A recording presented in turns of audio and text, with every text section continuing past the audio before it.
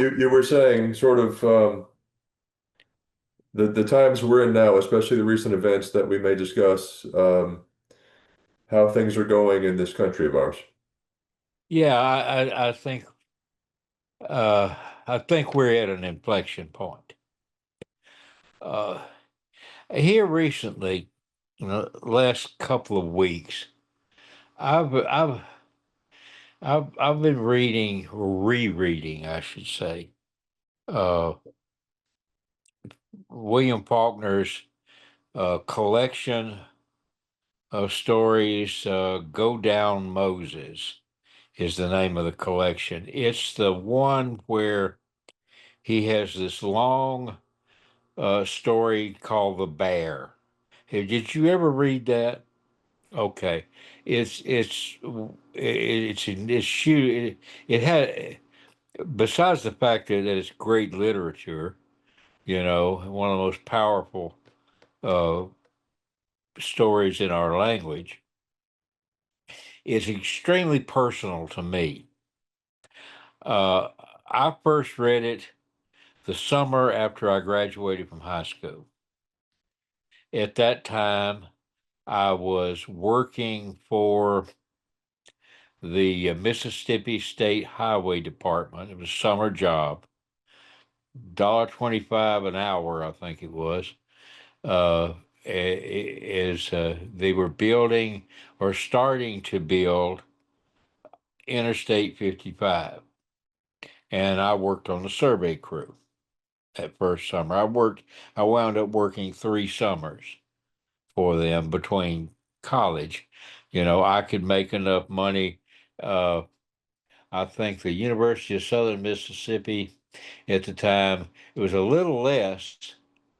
The tuition and everything was a little less than $300 a quarter, and I could make enough in the summer to pay for 3 quarters of school. So that's what I did, and I first read uh, The Bear and that book during that summer, and it had a powerful impact on me. This was in Lincoln County, Mississippi, around Brookhaven. In fact, that summer I lived with a maternal great aunt who lived in Brookhaven, and I think that's where I was living. Yeah, most of the summer I did, and Lincoln, my family had been in that part of Mississippi. They settled there in 1819. Mississippi became a state in 1819. This was part of the old Choctaw Cession that had been seated in 1805, I think. But it was the piney woods. Now, that refers to the longleaf yellow pine forest that stretched from the Atlantic Ocean to the Mississippi River and across the river into Texas, even. It was this enormous, vast ecosystem that William Bartram, a great naturalist that was a friend of Jefferson's and corresponded with Jefferson, wrote a book about the 5 civilized tribes of the eastern country, eastern, southeastern United States, and at where they lived within this great pine forest. It was a huge ecosystem, and it was very much attended by the Indians. It was like you know, a form of. I mean, they stayed in Eden. They never got kicked out, and they stayed there because they used it as a farm.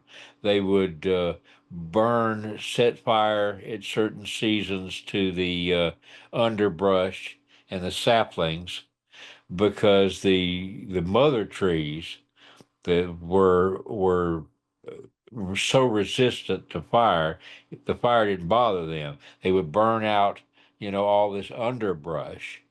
And what that would do was it would create this lush grasslands and, and wetlands areas and all of this for the game that the Indians lived on, And plus you had these amazing, trees.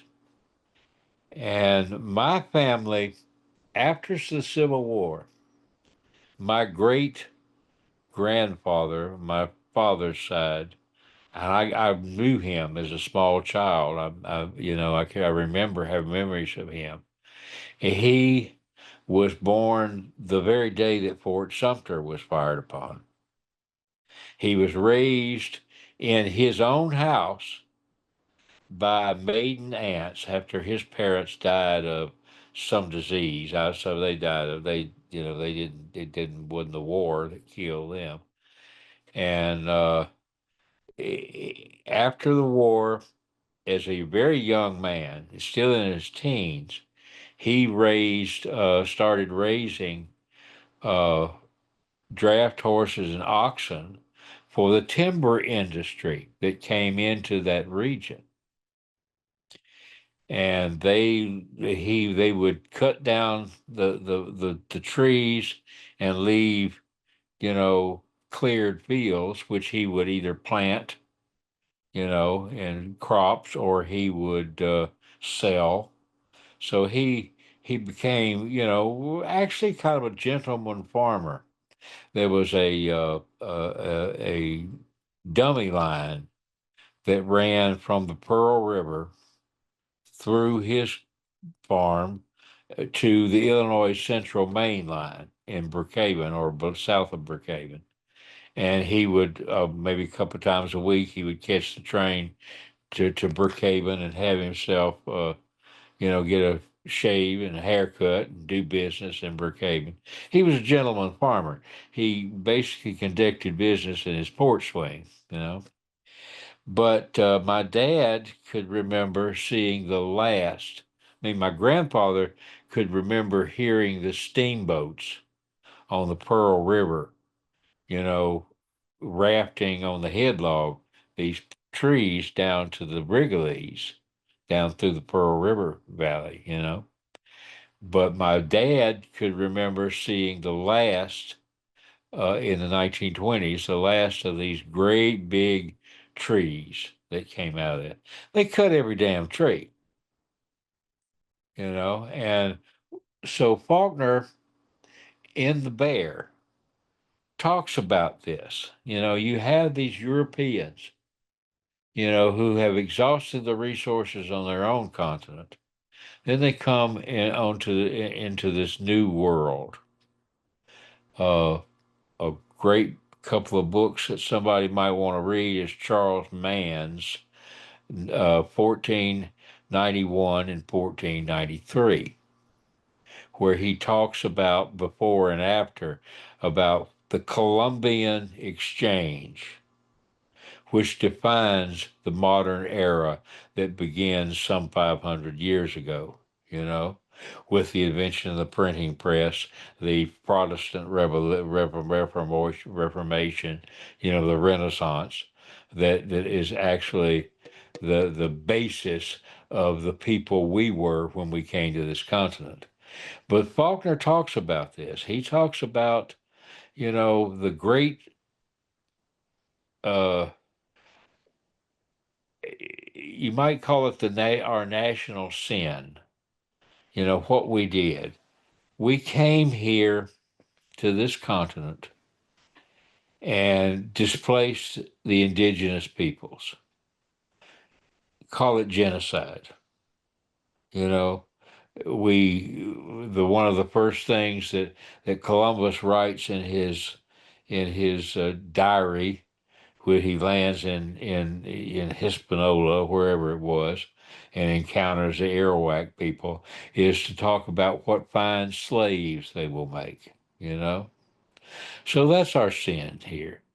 And then we bring chattel slaves to the continent. That's another sin. And another sin is we are so rapacious that we basically despoil the nature. We come and we think that this land belongs to us and we can do anything we want to it. We take possession. We, there is a point of aggression in everything that our culture does. And this is something that I'll talk more about later. But this is, to me, reading Faulkner's account of this, of what happens to the big woods that becomes the Mississippi Delta.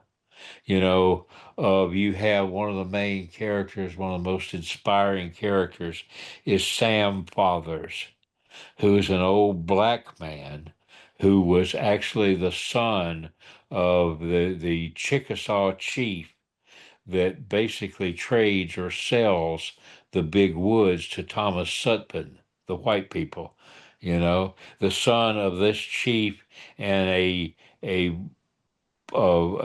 mixed black one slave from New Orleans, and he grows up as a strange character in this area, somebody who is highly respected and becomes the mentor to Isaac McCaslin, who is the principal white character. He's the one who teaches him to hunt, you know, and teaches him to revere and to appreciate and to understand, the spirituality of the nature that he is hunting in. It's you come away from Faulkner. I did at 18, and and it's happened to me again, as a sense of uh, being part of history and being bound into it. There's the German philosopher Heidegger, talks about thrownness, how we, you know, are thrown into history, into our time, into our search, and what Sartre later on calls our situation as human beings. We there's nothing we can do about it. We are thrown into this history, and how we deal with it, is what makes the difference in who we are and what we are, and the state of our soul. Although he wouldn't put it that way. I don't think Heidegger believed in a human soul, but it's that gave me the sense of my family is engaged in this. I'm part of this. I am part of the history that I've lived. You know, the river meant something different to me as a child than it meant to other people I knew. And to gain access to it, to understand it, to be with it, present to it, I chose the profession that I chose, you know. But at the same time, I am part of this complex, whether I want to be or not. I brought an awful lot of coal down the river, an awful lot of chemicals and petroleum, an awful lot of export grains from industrial agriculture. I was engaged in that trade. I operated vessels on what became a drainage ditch. Started out as something of a river, but now it no longer is. So I'm part of that. That is part of my experience of history. Uh, we live in a time now where people we don't where our government officially wants to repudiate the past. We don't want to know the past. We don't want to know, about chattel slavery. We don't want to tell that story of what we've done. But You know, that's who we are. And you can't not tell that story without, uh, without doing great harm to you as a human being, is what I think. That that raises question for another inquiry I had for you as you were speaking. Um, I don't want to be misconstrued here with this question, but without slavery as it was, do you see this industry developing as it did? No, absolutely not. Absolutely. Absolutely not. Okay,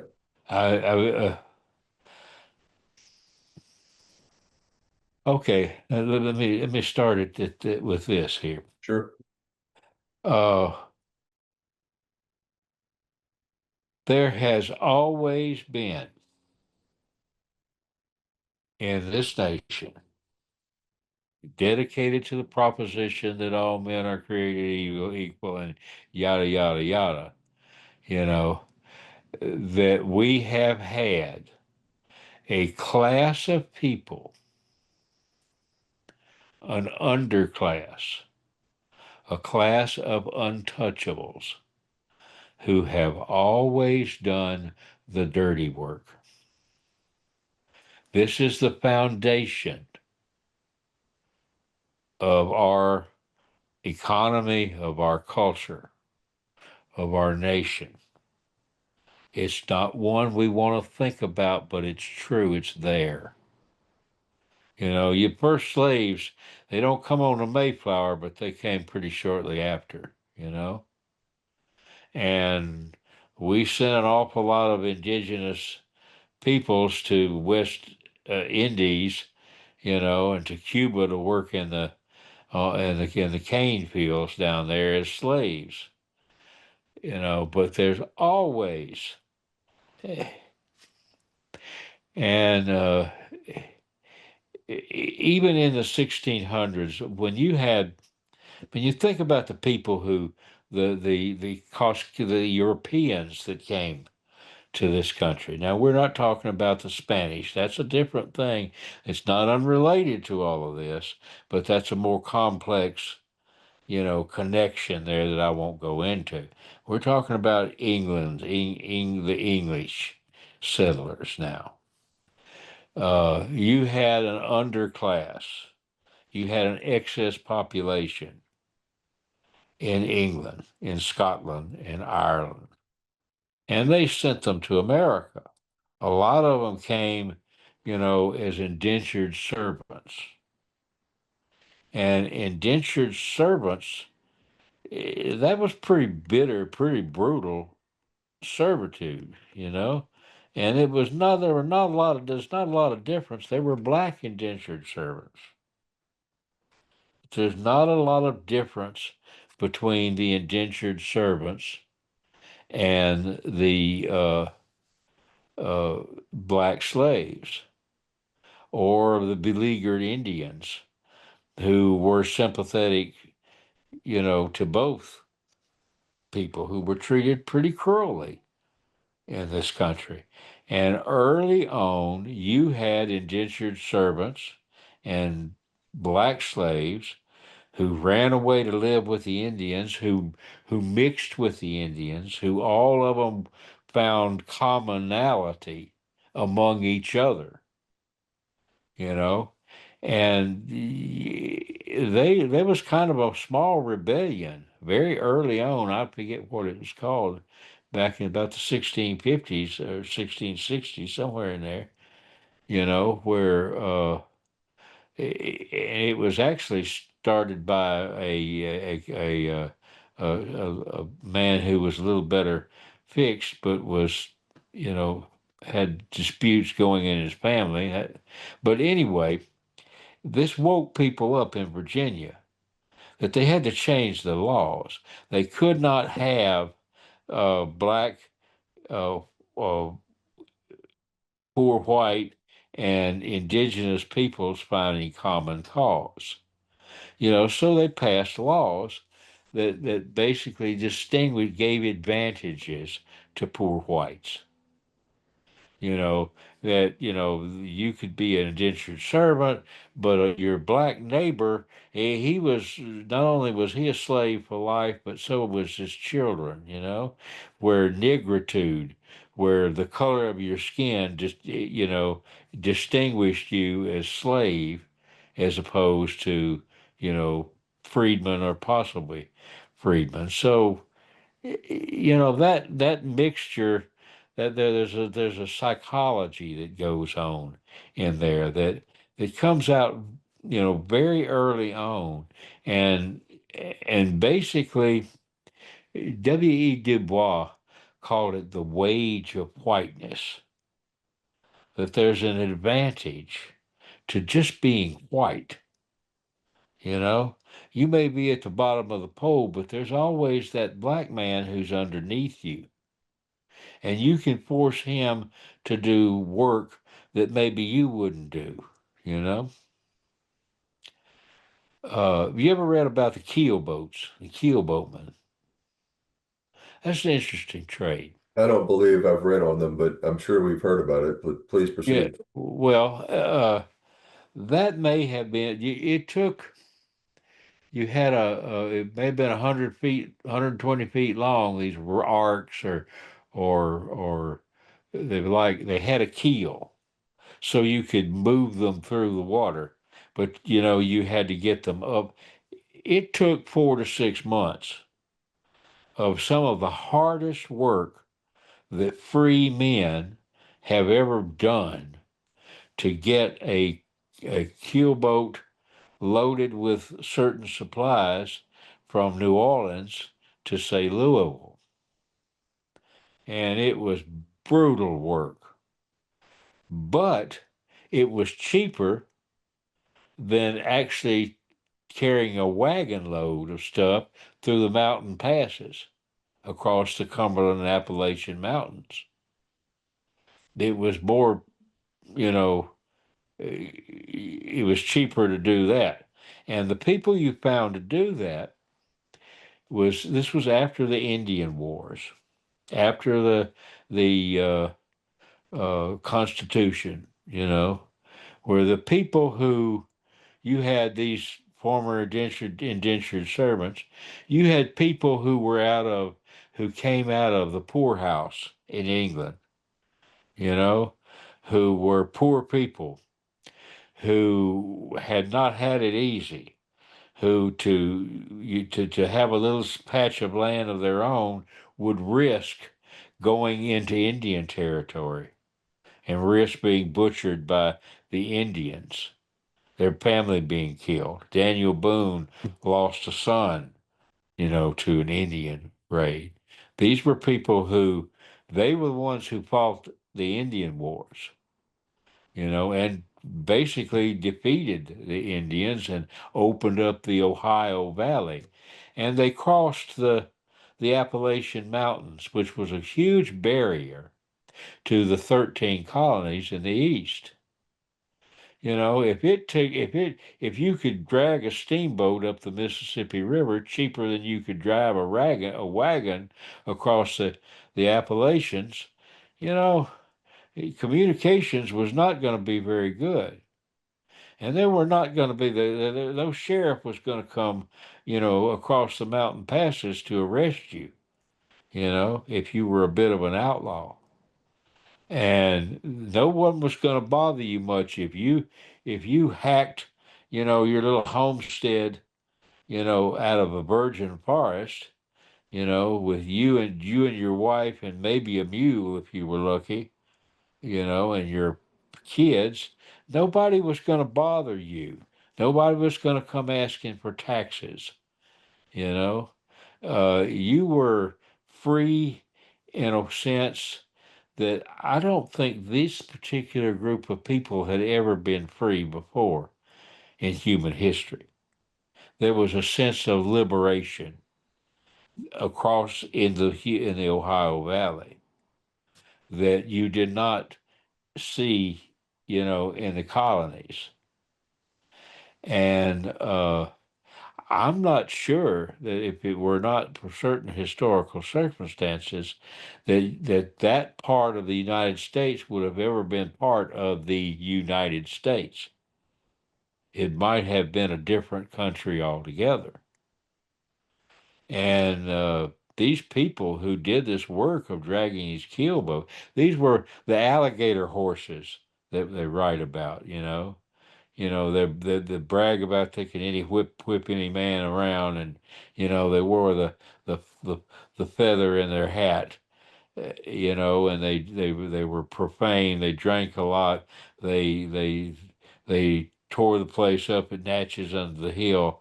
They were a rowdy, tough bunch, but they were also performing labors that very few people ever had performed. It was hard work dragging a boat back up the river.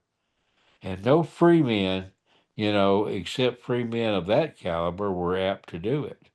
So there's that strain, you know, that you find in American history that's not like anything. You don't see that otherwise. From then on, you have the invention of the cotton gin. You have the invention of the steamboat, that all of a sudden you can go back against the forces of nature and of gravity, back up the river. And down the river, you can load it with cotton. You can clear out the forests, in the big woods that Faulkner writes about, and plant cotton there. You've got more in 1800 early. You got more millionaires in Natchez, Mississippi than you do in New York City. These are enormously wealthy men, and they are creating a global economy. The the value of slaves at the Crossroads Market in Natchez is set less by the market than it is by the cotton exchange in London. This is a global market, and these people are powerful. And as time goes on and approaches the Civil War, they become disproportionately powerful. But the work is done by slaves. And this is always, after the Civil War is fought between people who believed in free labor and people who did not believe in free labor. And throughout our history, after the Reconstruction eh, ended, you have Jim Crow, where you had black people who were virtual slaves. But even before then, you had Irish immigrants coming. Out west, you had Chinese immigrants, who were treated as slaves. They were untouchables. They were an underclass. And and this goes on until to our day, where you have this weak uh, force, underlying the economy. We're maybe just now finding out there always been political pawns. The last 100 years, these have been people from south of our border, people from Central America and Mexico and South America, who have basically, they've fled poverty and politics, and that we basically caused, to come here and try to find a way to survive in America. But our economy is founded on that. And if you're a worker, we've talked about people in uh, our industry. Something that Sam didn't mention, but I will. There's a political element here where most of the people who I knew, who I decked with, Did you want to interject anything here? Okay. Most of the people that I worked with came from southern states, from states of the old Confederacy. And you take Mississippi. Mississippi, even now, you know, is on the very bottom of the list. I mean, the Republic of Paraguay has a better economy than the state of Mississippi. It's what I call a dollar store economy. There are no jobs. There are two billionaires, I think, in Mississippi. It's two brothers in Hattiesburg who got rich selling truck tires. And they've got several other businesses, and they may employ 10,000 people at low wage jobs, but you don't have the Waltons like we do here in Northwest Arkansas. You don't have, there are no jobs in Mississippi. And maybe if you go to Jackson, if you have a degree, you can go to work for one of the insurance companies or some entity there. You can, if you're, if you're secretary, you can do that. But by and large, the biggest industry in Mississippi is probably healthcare, hospitals, elder care. That's where more people are employed than anywhere else. And if you're a kid in Lincoln County, Mississippi, there's nothing for you to do, not at home. So you go catch a boat. I worked with bunch of guys when I first started. The man who actually trained me is to be a pilot came from here, but they were raised, all of them on the banks of the Washita River in Columbia, Louisiana, or in that area. And there was a whole bunch of those guys who went to work for Canal Barge Company, and they had been working on the river, these people, since probably the 1920s. There's nothing else to do. You either work on the river or you go offshore. And they'd done pretty well for themselves, most of them, working on the river. And I don't know how the company would have operated without them. But that you have that, it's still the case. There's a couple of young men who decked for me. One of them's white, one of them's black, one of them's from Arkansas, one of them's from Mississippi. Come from my part of Mississippi, I think. And there's a whole bunch of guys that he knew, and that all of them knew one another, and they got jobs with ACBL, and they were great people to work with. He's now a captain on one of the boats in the Gulf Division down there. Hugely proud of him. He's just a fine young man with a beautiful family, and he's done well, you know. But he couldn't do it in Pike County, Mississippi. There's nothing there, So my point about all of this is this underpinning of economy with an untouchable class, who you can force through circumstances to do the hard jobs that don't pay very well. You know, we've got a big population of Hispanics and Marshallese people in Northwest Arkansas who a lot of them work for Tyson, or Cargill, gutting chickens and turkeys. That's not pleasant work, and they don't get paid very well for it. And but you're not going to go out and hire a bunch of white boys to do that work. You're just not. They're not going to do it unless they find themselves in the same kinds of circumstances. So if you're above that class, if you're standing on the shoulders of that class, and don't even know and don't pay any attention to that, you might actually think that you know, have more power than you actually do. And that is a powerful force in our economy, is our refusal to understand, you know, what the foundations of how we live. Well, Does that all make sense? I mean, I went a long way around that.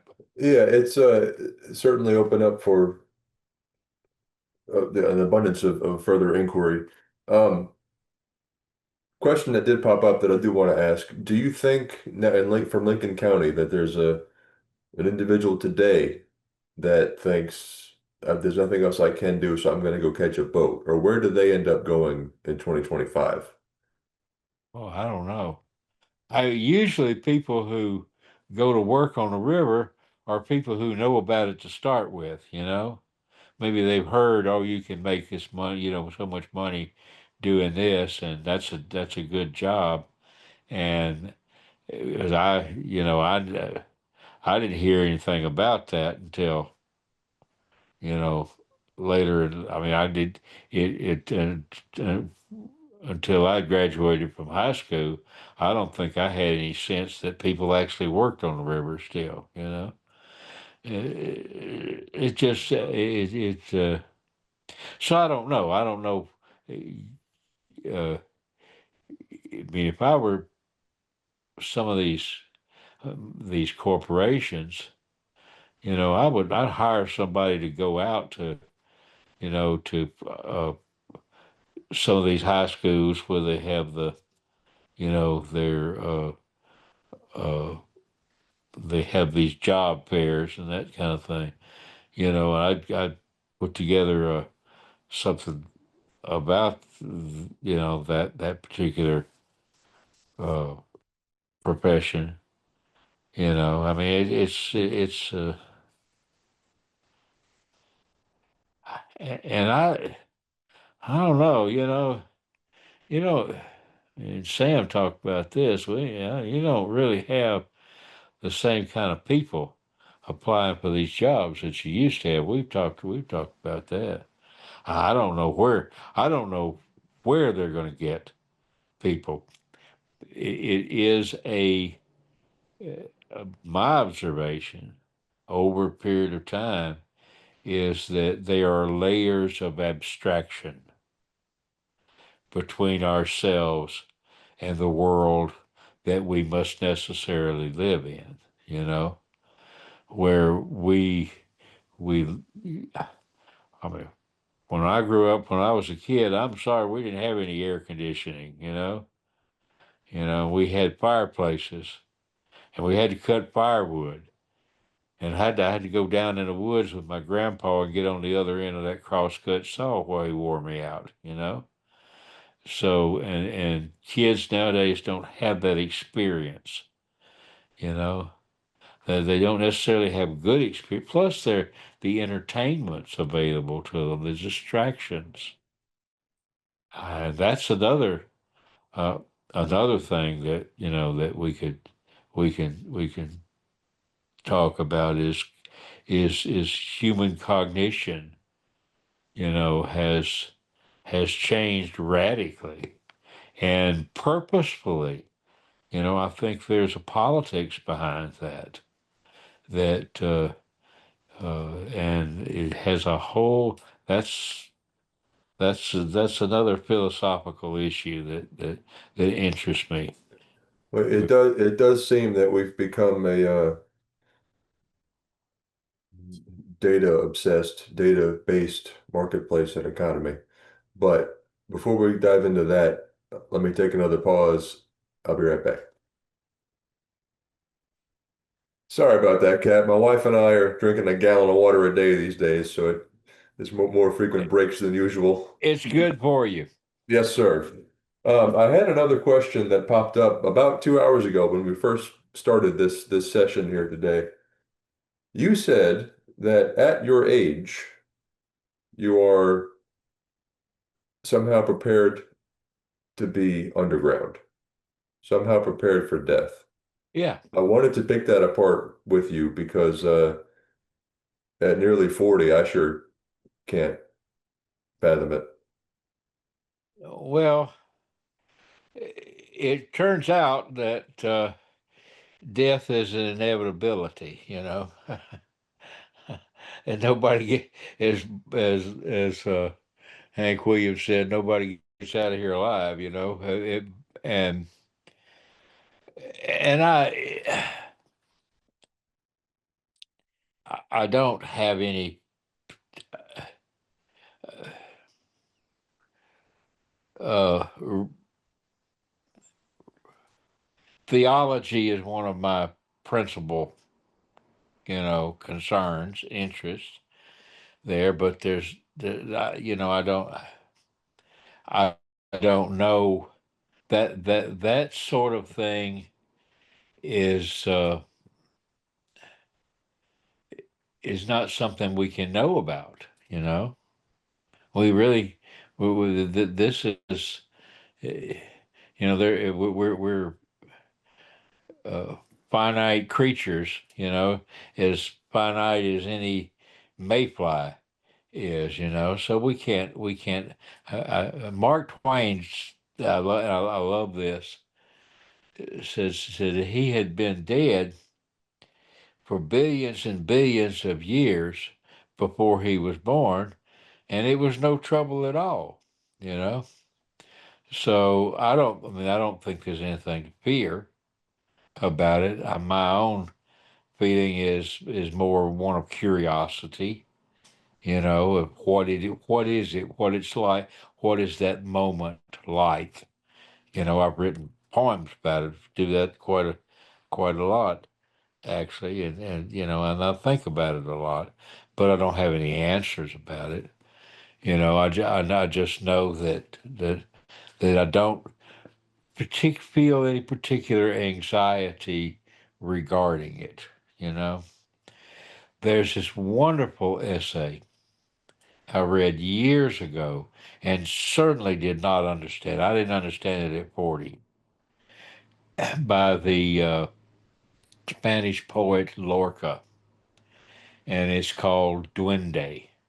Duende is a Spanish word that probably can't be, there probably isn't a corresponding word in English, uh, you know, but it refers to the soul, to the spirit, to dream. Uh, and the essay is about flamenco music and how flamenco music and dance for him is one of those things that possesses duende. The way he defines it is a sense of the presence of death, where if you sense it, if you live with that presence, that life becomes something more, it gives a vitality to life, a sweetness to it. It may be, a bittersweet sense of it, but the beauties of it, the poignancy of it, become more available to you with that sense. And I find that to be true. It's not something you can keep constantly in your consciousness, but you keep coming back to it. You know, if you reach a certain age and you can sustain your faculties such as they are, that it's something that you come back to. I I don't think a lot of the people who probably going to listen to your broadcast, people sitting in offices and towing companies, would have much interest in that kind of thing, any more than I would have any interest in, uh, you know, boats and barges these days. But uh,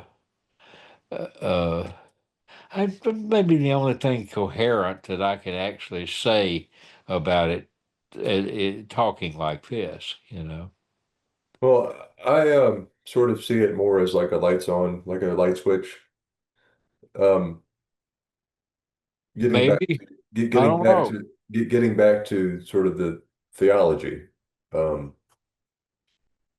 in the creation story, it's God said, "Let there be light," right? Is that also not the advent of human life? Open your eyes for the first time, and here we are.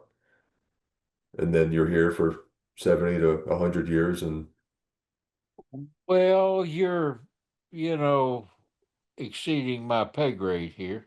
Yes, sir. Uh, Well, get to it. I'm kind of I uh you know, Christianity these days. I mean, I was raised, in a little Baptist church in Mississippi, and I know I really got involved in it when I was just starting into my teens, I guess. And I started reading the Bible. I mean, I think I even wanted to be a minister at one time. Wanted to go into the profession. I thought I would. Uh, I found a book, and man, where in the world? I'm one of these people who's more educated by the bookmobile than the library. But I found a book in the book rack in a drugstore, and it was a book by Albert Schweitzer. And Albert Schweitzer was in the news at the time. You remember who he is? He was a he was a fascinating man. He was German, or probably uh, closer to being Swiss, but he became got a degree in theology. He got an advanced degree in music. He was an organist, and then decided that that was not sufficient for his Christian practice. So he became a medical doctor and went to Africa, and basically the sainted Dr. Schweitzer administered to the poorest of the poor and the sickest of the sick. So he was kind of the Mother Teresa of his day, and I found a book by him, and it turned out it wasn't a life of Christ. It had something to do. His theology was German and enormously complicated, and I cannot say I understood anything of what I was reading, but I worked at it for a long time, you know, enough to understand that what they were saying in my church was they didn't understand what they were talking about, that there was much more to the subject than I was going to hear in Sunday school. And that may have started something for me because I never gave that up. So Christianity is practiced in America, particularly we have Christian nationalism these days is practiced mostly as a fetish, not a religion to me. Uh, it's like the religion itself and the Bible that they use is not something that exists in history. It's something that stands above and beyond history, and it does not. This is a book that was written over thousands of years, written, copied, recopied, by many, many, many people. And it may serve as a, as a holy book, as a meditation on the subject. But I don't think the God, at least as I conceive of that entity, you know, finds the English language or any other language, very helpful to express himself in. When they talk about the Bible being the word of God, what they're kind of referring to, if I'm not mistaken, is the Gospel of John. Where the author of the Gospel of John is a Greek sending a message to Greeks, you know, and he uses the word logos, which Greeks would understand, but is not translatable into English. although the people who created the King James Bible, they translated it as word, so that when the John talks about the God's word, what he's talking about is the Christ. That's God's word, you know, not this in whatever language you're reading. He's talking about something, you know, that is rather more profound than any human language can contend with. So that they use it as a fetish, and they are are selectively uh, literal about it. I mean, Kentucky's got its very own arc. It's not that's not a story of the as it was written, several thousand years ago. Uh, it's by the Babylonians and Sumerians. It's about the agonistic relationship between the finite and infinite, and the divine and the secular. It's something else, but there's a purpose in that literalism. If you have that, I mean, you've got God right here in His own language, according to what you're saying. He wrote it down, so you're going to hold Him to it. You know what God thinks. You know what God wants. Never mind that there are 1,000 different sects that disagree on what God wants. You know exactly what God wants. That allows you to vote God's proxy. That allows you, in a sense, to be God. It's very powerful thing. So that what you have ultimately behind the Christian nationalist movement is a will to power. And my understanding of the history of Christianity is that anytime you pair that religion, the rubric of it, the words that we suppose that the Christ spoke, anytime you bind that to power, the first thing you lose is the religion itself. You lose Jesus. You don't lose the power. And so to me, I find that aspect repugnant.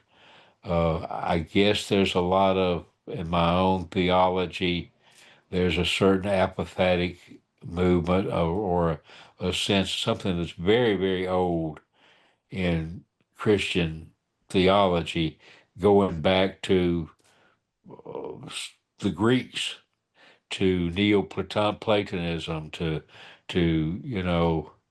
uh, the Gnostics, even there. Early on is I think, I forget which one of the church fathers, the pseudo, uh, what is it? I forget what he talks about. It's a negative theology, the sense that when you're talking about the divine, it's not something you can know anything about. It's beyond our comprehension. You know, it there's there are different forms of theology that that that seem to make God more accessible, that are attractive to me. But basically, there's that element of that, for me, of that negative theology, that when you're talking about the divine, you're not talking about something I can understand.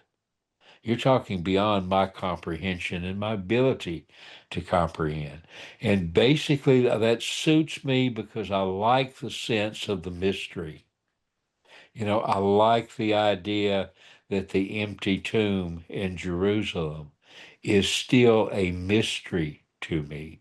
I cannot tell you what it is. I cannot tell you what the meaning of it is.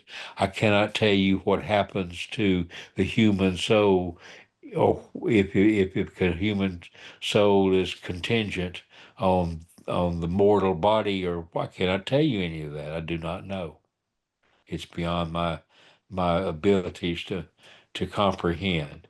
And but what is value, what is precious to me, what is worth holding on to, is the sense of wonder associated with that sense of possibility, of kind of openness there. I guess that's all I was. Well, that does. I have one more question for you. It's a loaded one, as most of them are. But um, what are your thoughts on, especially tied together with what you just said, the development of social media, what it's become, how it's affecting American culture and political divisiveness, and where we're headed now, also in conjunction with, of course, Captain Sam, Captain Sam's analysis of the incident with the RC Propel, where now there's just endless information, whether it's true or not, you can just find, and it's distracting everyone at all times. Okay, well, I feel a certain ambivalence, and I'm sure all of us do.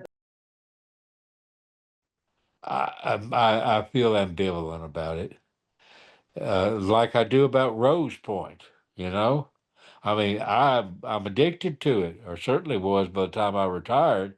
Well, what's wrong with my Rose Point? I can't navigate without this, like I couldn't navigate without a radar. And it's you get to rely on that.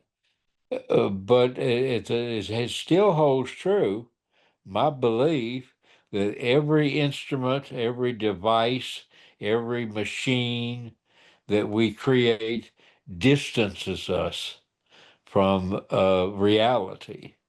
It abstracts us from it. Now that may be in certain instances a good thing, but it's a double-edged sword always.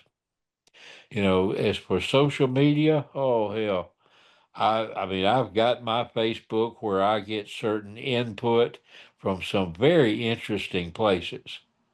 I follow a lot of Substacks.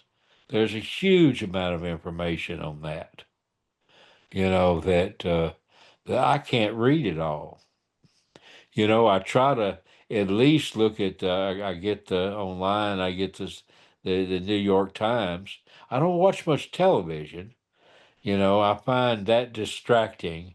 The people on television are actors reading a script usually, and there are a couple of people. Fareed Zakaria, I try to catch him on Sunday because he really knows what he's talking about, and he has some very, very interesting and knowledgeable guests. He's worth listening to. But you're going to get better news and more comprehensive news, and they're going to dive deeper in some of these substacks that I watch.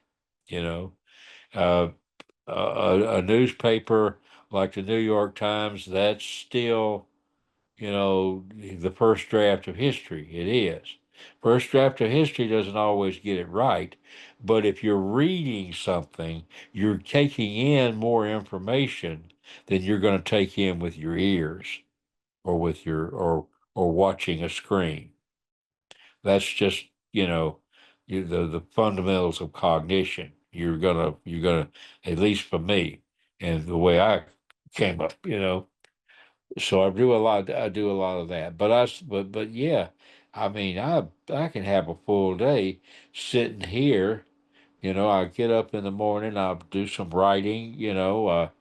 First thing, there's a couple of posts that I watched. There's a lady, Heather Cox Richardson, who's a historian who has been writing a letter from an American, which is, basically she tries to pick out the most significant events of the previous day, and she puts them in a historical context, which you certainly do not get watching a television show, you know.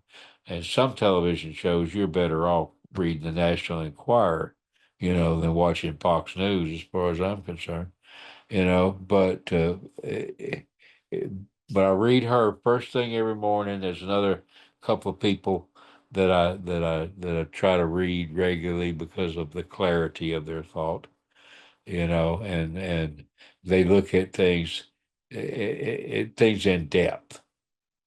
But most people don't do that. I mean, we are, I think one of the pivot points of the end of. I mean, I talked earlier about the this discovery of America and the century that before it, you know, has started a 500 year historical cycle that I think we have reached the end of. And I think that's what we're witnessing. I think we're watching the end of several cycles, the end of American hegemony, in the world, the end of Pax Americana, that the reason we haven't had nuclear war, the reason we haven't had world wars is because of the role that we played in the world. I don't think we're going to be doing that anymore. We are seeing a huge transfer of power and wealth. Uh, there's another interesting development that most people don't really see. They don't know this is happening, I think. There's a wonderful book by Anne Applebaum in this past year uh, called uh, what I can't think of the name of it. It's Autocracy Doc Inc. is what it's called. And she's talking about something that's been developing over the last 30 years. Uh, there was the head of the FBI back in 2011. What was his name? Robert. I can't think of his name. Anyway, he was head of the FBI at the time, and he gave a speech called the Iron Triangle speech. And what he was talking about was something that was happening on a global scale, where you had sovereign wealth funds, you had oligarchs, you had uh, international banks. You had this enormous wealth that had come out of that had come basically to begin with out of Russia after the fall of the Soviets. And you had this formation of this kleptocracy, where you had this enormous continental nation with a small economy and yet huge resources and wealth, and you had a handful of kleptocrats. You had a kleptocracy. Vladimir Putin is still the head of it, who had these enormous sums of money, and they came to the West, to Europe, to America, to launder that money. I'm sorry, but our present president that's been his business since about the mid 90s, is laundering Soviet or Russian money from the Russian mob. But that's an international thing now. You have bad actors, you have, you know, the Saudis, you have these sovereign wealth funds. Who knows who owns that? You have oligarchs, you have dictators, you have people all over the world who are are you have and the banks are going along with them. And what he was saying is you have politicians, you know, who are fully participating in that, who are they want in on it too, and it's they're buying up, for example, you have the tariffs are causing a lot of people to get upset here in the Mississippi Valley because of what it's going to do to the farmers.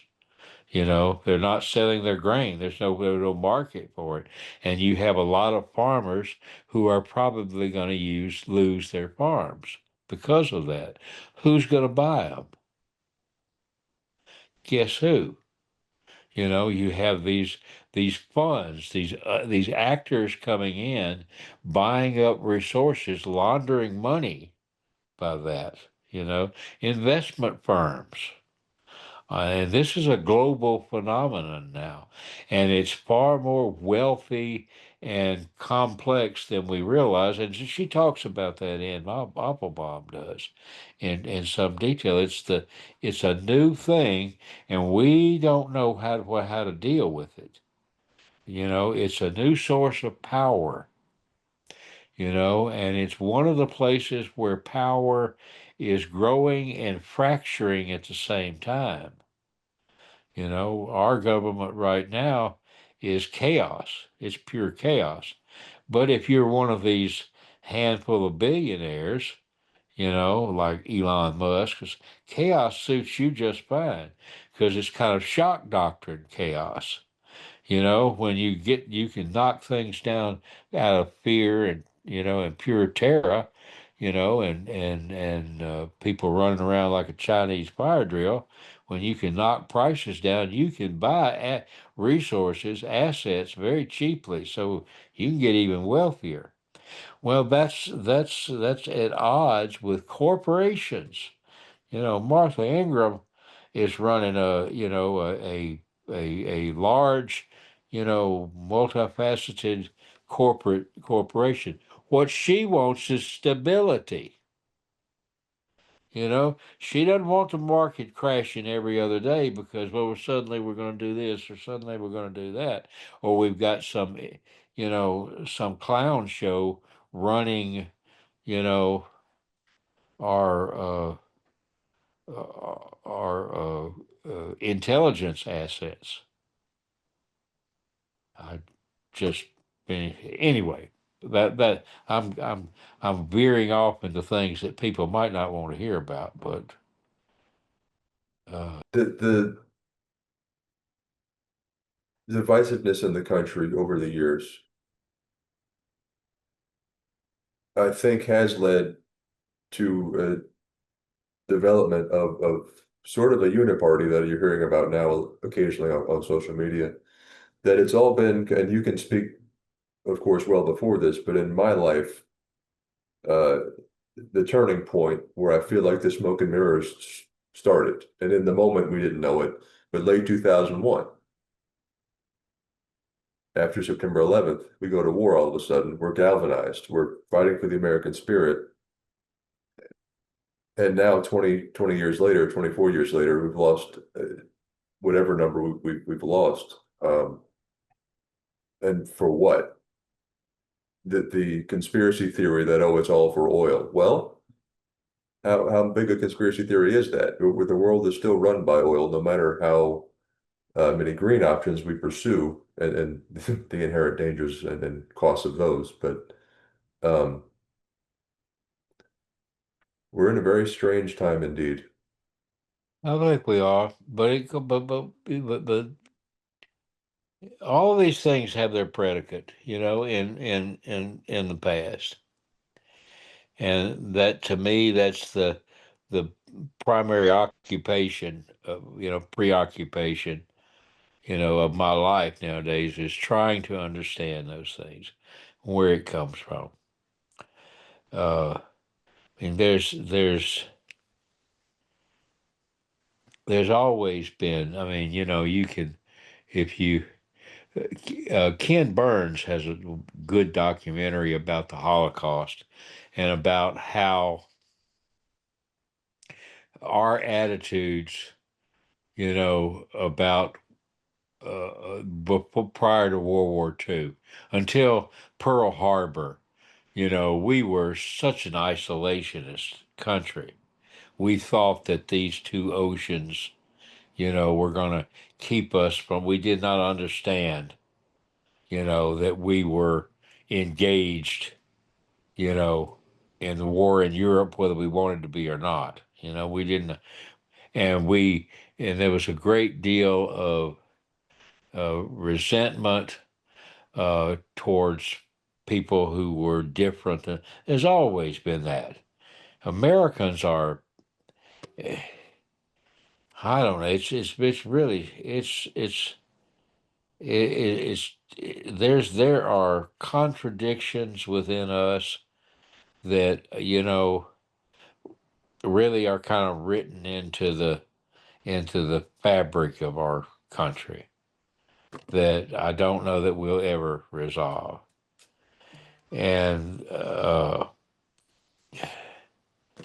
we're a nation of immigrants, and yet we have it's so easy to raise a mob over the fear of somebody of the other, somebody who is different from us, even though we claim to be Christians, you know, and are admonished to welcome the stranger. We cannot seem to do that. We It is so easy. I mean, I come from Mississippi. I've seen that. I saw back in the '60s, when Mississippi was as far as the rest of the nation was concerned, kind of a dirty word. How paranoid and fearful people were, and how easy it was to basically make them angry and violent over things that were so small and petty, like the length of someone's hair, or, uh, you know, any kind of difference, anything that deviated from what most people thought was normal or, conventional. And we've always, that's always been, it's not been just something that characterizes us, it's something that power has always been able to exploit. And what you're seeing now is itself has a long history. You mentioned the more isolationist nature of America prior to Pearl Harbor. Um, since then, in a very basic, rudimentary survey of the last 100 years, the American economy has boomed and done well in those global markets that we've sort of been touching on throughout this discussion, driven by the war machine. That when there needs to be a boost to the economy, we go fight with somebody. Um, I don't know the history well enough to speak on it, if even at all, but the Revolutionary War brought military material and personnel and all that, these ideals, this fighting spirit back 300 years ago. Um, by nature, but by our sort of conquering nature, our maybe lucky or relative success, by our distance from the theaters of war in World War II, that we could self-contain and supply the world with war material and personnel in many instances. Um, are we predestined to just sort of continue this wartime economy? There's oh gosh, Mark Fisher wrote a book about this. I don't remember the title of it. And but there's I think there's a I think it was Frederick Jameson who said this. I'm not sure. Who observed that it's easier for us to imagine the end of the world than it is to imagine the end of capitalism. And there's something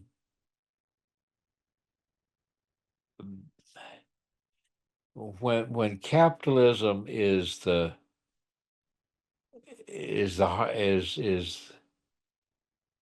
it takes it's there's some quality about it that it takes over. It's like some virus or something. It takes over the organism that it inhabits, and that's probably a good thing for, if you're running Ingram Barge Line or ACBL, you want capitalism to work, whatever capitalism is, or what do you could consider it to be. But it's there is that at the heart of it, that point of aggression where it wants to own, it wants to possess, it wants to use, it wants to control, it wants to understand whatever it encounters. There's an aggressiveness there. Here a couple of years ago, a good friend and I read together. uh, I don't recommend this experience. I love Herman Melville, but the last not great, not big novel he wrote was called The Confidence Man, and it takes place on a steamboat going down the Mississippi, and you have all these characters that pass through, So I and will say, against your recommendation, I did get the audiobook. I haven't made it very far. I don't. It's not a fun read, but it did stay with you because he looks at every aspect of confidence. What does the word confidence mean? And uh, part of what it means is that if you are a salesman and you come to that doors with your uh, vacuum cleaner and you're feeling confident and aggressive and you got a smile on your face and your shoes are shined, you know, that somehow or another you can bullshit your way into that door and sell that vacuum cleaner, and that's a very aggressive salesmanship. And also, that makes you powerful. You have taken from somebody something they didn't really want to give, something of value, and appropriated it for yourself. And that makes you a big man. That gives you, you have in a way conquered them. You have you have beaten them in a way. You've taken from them. You've commanded them, and so that you have that sense of that aggression, and this that also inflates you as a person. You're bigger, you're greater. You have a value that you did not have. And that kind of power and egoism is very addictive because it makes people feel like they're top dog, like they're the alpha of this group. And that is something that is built into the way we do business. I think ultimately it kind of comes from these to I won't even try to trace this out to these religious revivals that we have going back to, the beginning of our history, these great revival, these great awakenings. I think it goes back to that to some extent. But at the same time, that's a built-in quality in, American business. Also, capitalism is an economy that requires growth. It requires that it grows. It also requires an infinite resource. You can't run out of resources. You have to grow. And what if you do run? What if you basically, exhaust your resources? What do you do then? What if you're Europe and you've cut down all your trees and don't have any trees to build ships with?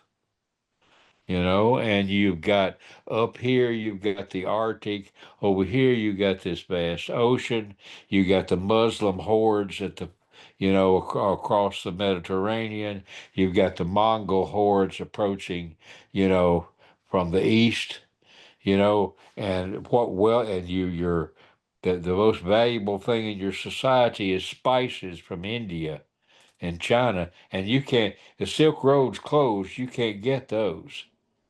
What do you do? Well, hey, all of a sudden you have the the compass, you know, and you can sail around South America and come up into the islands, it's the Spice Islands, and buy them directly. And that's it makes you enormously wealthy, and eventually you discover these continents, and all of this is accomplished, you know, through this aggression in a way. And that's to me where we're winding up with it is suddenly we have nowhere else to go. There is no new world. That may be why Elon Musk wants to go to Mars. I wish he'd go, you know. But that may be why he wants to do that.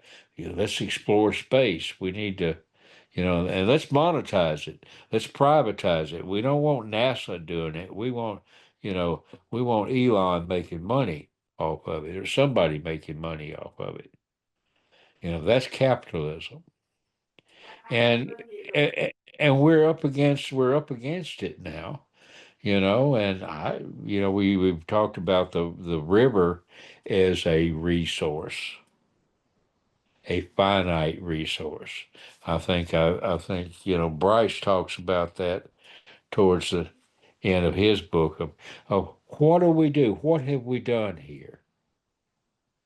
I'm a river pilot. I went to the river because I loved it, because it fascinated me, because it had, some quality, some metaphorical, presence, a symbolic essence that was like, Freud's uh, uh, oceanic presence, that inspired me. And and yet I've participated in this economy that basically has destroyed it as a natural river, you know. And where do we do now? Where do we go? And that may be a question to be addressed at another time, sir. If you are available in the future, we will reconvene. But that looks like another 3 hours on the books with you. Oh, I would say so. Once we get started, how there's no stopping us. Well, I do appreciate your time, sir, but we'll keep in touch. Well, I've enjoyed it enormously. Thank you very much for the opportunity. No problem at all, sir.